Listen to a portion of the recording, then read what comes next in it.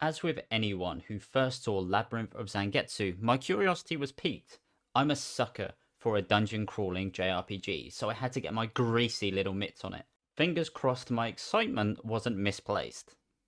Let's address it straight away. The art style is without a doubt the biggest selling point to this game, and rightly so. I mean, it worked on me too. Using the classic Japanese ink painting aesthetic can't help but stand out, and while I did have my concerns about how well this would translate on a more 3D plane, as soon as I took my first steps, my concerns were washed away. The disturbing monster designs, fog and mist elements bringing along all those weird and wonderful Silent Hill vibes are a more than welcome addition. With the monochromatic colours on screen at all times, when you do see something different, your fight or flight instincts kick in. Now, while I could continue ranting and raving about the art style, there is a game attached to it. Put simply, it's an old school D&D or wizardry based dungeon crawler. You move your party around a map, jump into battle and use your limited options to best your foes. So those of you coming out of your 1990s cryo chamber, you'll be a little underwhelmed on the gameplay front. Don't get me wrong, Labyrinth of Zangetsu does the basics incredibly well, but most battles play out the same. Also, being an old school style game, the difficulty is right up there with the toughest of them, but only until midway through the game. You'll have crits aplenty go against you, wiping out your party members. You'll then have to head back to the temple to resurrect them, well, if you're lucky. It costs a heavy chunk of change to do this in the early game, so you'll create new warriors to replace the higher level ones you lost to grind for cash. Not in that way. But what is likely to happen, you get impatient and they die too. It's incredibly tedious doing this, but like I mentioned, it doesn't last long until you start tripping over weapons worth thousands of yen and amassing a small fortune. Also, by this time, you'll find you are becoming something of a small army, wasting the lesser cronies for fun.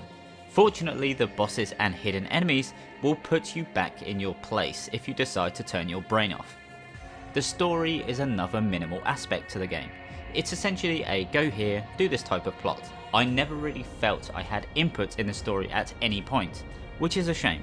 Don't get me wrong, I wasn't expecting the next masterpiece in storytelling to come from this game, but with a world this interesting, I can't help but feel a little disappointed. Again, the story does its job, but I wanted more complexity or input from it. Also, the lack of quality of life features is a little upsetting at times. For example, if you want to unequip weapons, you can only do this with your active party members. So if someone in the temple is dead, you can't take their stuff. You have to hope they get resurrected, then add them to your party to take their gear. Better yet, resurrection can fail and they die forever, which means you lose all their equipped gear. Even using magic in the menu is slow. You have to wait for the animation to finish and to confirm you've used a spell slot. It's unnecessary padding and I don't quite know why. Using items is pretty quick, but magic is super slow. Oh, and is it really too much to ask for an auto move feature in a first person dungeon crawling JRPG? But enough of my moaning. I like to nitpick, and some of the issues I spotted I know will irk some other people too. Labyrinth of Zangetsu is a lot of fun, so much so that when I started playing it, I literally didn't stop. I just wanted to carry on playing this and nothing else.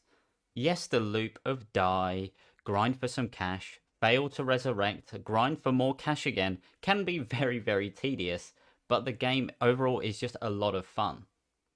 It really is a highly enjoyable dungeon crawler. Easily worth picking up if you want something that looks and feels different to the JRPG norm, that is bright, colourful and very anime.